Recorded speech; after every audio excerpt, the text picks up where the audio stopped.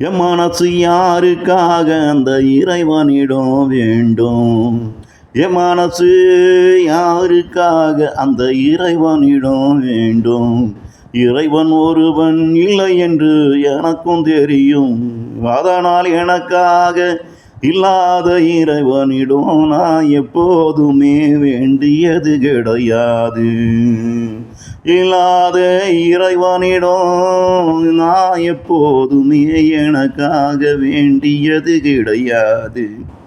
சில காலம் என் மனசு இரக்கத்தின் காரணமாக பிற துன்பம் போக்க என் ஆன்மாவிடம் வேண்டியதுண்டு.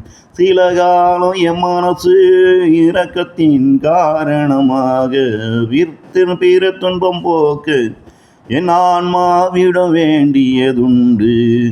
இப்போதெல்லாம் யாருக்காகவும் என் மனசு என் ஆன்மாவை வேண்டுவதே கிடையாது.